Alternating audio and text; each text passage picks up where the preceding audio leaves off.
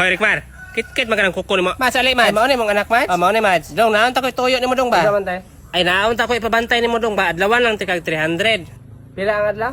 300. Adi ko. Unsa man ni si Rikmar? Dawata na, Rikmar, kay wa po kay trabaho. Tag 500 namang adlaw ron ma.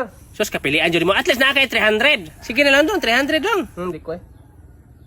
Mahal kayo mga palitonon karon kakapo ra niya 300 ang adlaw. Pag gamay na. Sus, kapilian jud mo, Rikmar. Ay, 300 naman gud akong budget, dong, ay. Bahala man di ko mo pilan man yan. Magbantay ra man po kag manokan, dong. Unsay bantayan? Manokan ba? Ay, manokan na yung bantayan niya, Mads. O, Mads. Ay, kabuan. Sige.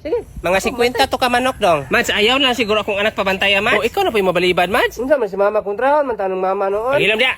Pangitan na siguro glain, Mads. Nga naman, Mads. Kining imong anak dayo, oh. Musugot naman. Day akong bantay. Nato sa mga 50 ka manok imong bantayan, dong. Bahala dili ko baryante. Ay, ayaw po na mo bayad ko, dong. Mads, akong anak imong pabantayan, Mads. Kanang 50 ka manok sa isak semana, mabinla na lang siguro nagtulo. Kami si mama ay.